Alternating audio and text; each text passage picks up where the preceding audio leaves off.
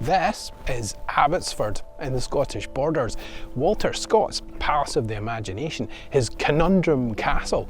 From here he came up with poems and stories, and some say rewrote a nation. But it didn't begin here. To trace his life story, we have to go back to Edinburgh, and a bit of a rabbit warren. This is College Wynd, just off the Cowgate in Edinburgh's Old Town. The Cowgate is just exactly as it sounds. It was first built in the 1330s. The word gate means way in Old Scots. And yeah, it's the road the cows came along on their way to market. Walter Scott was born here on the 15th of August 1771.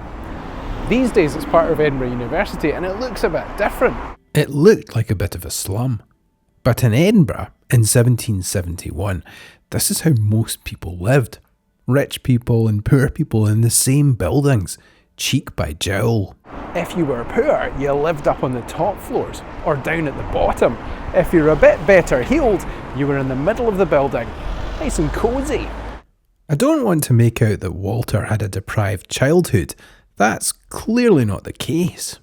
This is Lady Stairs Close. I think it's my favourite one of all the Edinburgh closes. And behind me over there is the Writers' Museum. In there you can see exhibits relating to Robert Burns, Robert Louis Stevenson and Walter himself. You can even see a couple of things from his childhood. The point is, he had stuff in his childhood, unlike a lot of people.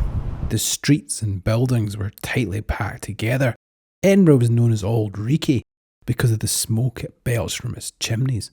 Disease was rife. Walter's parents lost 6 of their children, and Walter himself developed polio as a toddler, leaving with a limp for the rest of his days. His grandfather, Dr. John Rutherford, recommended he went to the country to recuperate. He came here to Sandyknow farmhouse in the shadow of Smailholm Tower, a much older family home. He lived at the farm with his grandparents and his Aunt Jenny, who told him stories of reaving and battles and 101 other things that had gone on here in the land of his ancestors. Later in life, he'd say it had a profound effect, staring at the tower standing stark and upright like a warden. He got into folk ballads and he'd go on to collect them, which wasn't always popular. They were an oral tradition and some people didn't approve of him putting them down on paper. His health meant he was back and forwards a lot. He spent time taking the waters in Bath and closer to home in Portseaton, but he always came back to Edinburgh. In his memoirs he describes himself as a bit of an idler in his youth, which sounds kind of nuts now. After studying at the Royal High School, he went to Edinburgh University, enrolling at the age of 12, which makes him sound like a bit of a child prodigy. In reality, he was only a year younger than most of his classmates. When he was 15, he met Robert Burns at a gathering arranged by a friend's father. There was a print hanging on the wall of the house with some verses. Burns asked who had written them, and only Scott knew the answer. It was Justice of the Peace by Langhorne. Burns was impressed and told him, "You'll be a man yet, sir." Meeting him seems to have had a big impact. He studied law, and by 1792 he'd been admitted to the Faculty of Advocates. He'd go on to a successful legal career as an advocate, clerk of session and sheriff depute of Selkirkshire. He had a real passion for poetry and folk ballads, but he first came to public prominence translating German ballads. Then he segued into his own narrative poetry. Then he turned his attention to historical novels. His most famous works are the Waverly novels, so much so they named Edinburgh's main railway station after them. But in the beginning, he published them anonymously. Being a respectable lawyer and wasting your time on frivolous pursuits like novel writing wasn't the done thing. He repackaged folk heroes like William Wallace and Rob Roy, and even reinvented Robin Hood. But his work and his interests made him a leading light in the Romantic movement, and a big part of that was reappraising recent Scottish history, partly through the folk traditions he'd learned during his time in the borders, and partly through the rose-tinted filter of time.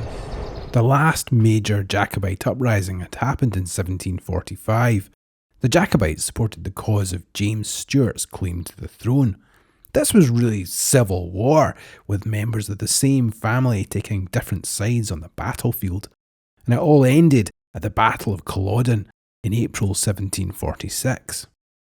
The Jacobites really weren't the winners, leaving them and the Highlanders that followed them very much out in the cold. But where Lowlanders had seen their Highland counterparts as a bit savage in the past, people like Scott saw them as wild and untamed, like the landscape, which, let's face it, is a bit more interesting than the Lowlands.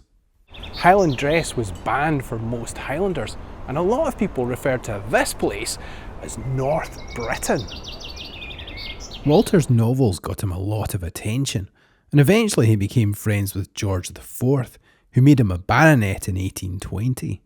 Walter even persuaded George that despite the fact he was a Hanoverian and from the opposition, he was as much a Stuart as Bonnie Prince Charlie. He had a bit of a point. The royal families of Europe were one big gene puddle. Walter told him he should come to Scotland and wear a kilt. It was controversial. Lowlanders didn't wear kilts. The king wore flesh-coloured tights, and his outfit wasn't too flattering. But that didn't matter. Scott put so much effort into the event, insisting that anyone who was anyone turned up in what he called the garb of old Gaul. And that meant people were scrambling around looking for tartans they were entitled to wear. And that led to a demand. Historically, tartans hadn't belonged to particular families, but the emerging tartan industry was more than happy to make stuff up. And later on, Queen Victoria and Prince Albert went tartan daft and built Balmoral. Tartan mania became a thing, which is why people like me wear kilts at weddings. He built Abbotts for between 1817 and 1825. Originally there was a farmhouse here and it was known as Cartley Hole. It was nicknamed by locals as Clarty Hole, which basically meant it was a muddy hole. Like Scott's work, it's the past repackaged, a very Scottish type of Gothic revival. But it's 200 years old now and it's become a style in its own right. It's one of the best examples of Scottish baronial architecture, and it would go on to inspire buildings like Balmoral. After it opened to the public in 1833, it became a place of pilgrimage for Oscar Wilde, Charlotte Bronte and Charles Dickens, who apparently sat in his chair and nearly had a heart attack. It might be relatively new, but the place incorporates real historical artefacts. Parts of Edinburgh's medieval Mercat Cross are in the garden walls. There are carvings based on Roslin Chapel. There's even the door to the old Tolbooth jail on Edinburgh's High Street, somewhere up on the roof. He'd only lived there for a year when disaster struck. His publishers were on the verge of bankruptcy, and Scott, it turned out, was a silent partner. His other partners were happy to go bust, but not Sir Walter. He put his home up as security and began working round the clock. The place is pretty staggering, from the medieval-inspired hall with its collection of weapons, to the ornate Chinese drawing room his wife loved, to my favourite room of all, the writing room, with its extensive mezzanine library. There's even a secret door from his dressing room into his study that allowed him to get up at the crack of dawn and slip downstairs without disturbing the rest of the house. Walter Scott died here in 1832, in the bay window of his dining room, on a camp bed overlooking his beloved Tweed. This is Drybrough Abbey, possibly the nicest graveyard I've ever seen. And this is Sir Walter Scott's grave. He wasn't buried here because he was famous, but because of his ancestral connection to the land. Less than 4 years after his death, they held a competition to design a monument in his honour. The winning design, the Gothic rocket here behind me, was penned by George Meikle Kemp, and it's the second biggest monument to a writer anywhere in the world. And now the most famous thing about Sir Walter Scott in his own country is probably the monument. He's kind of slipped out of favour these days. He can be thought of as a bit tweedy, but his influence lives on. Diana Gabaldon and George R.R. Martin are known to be fans.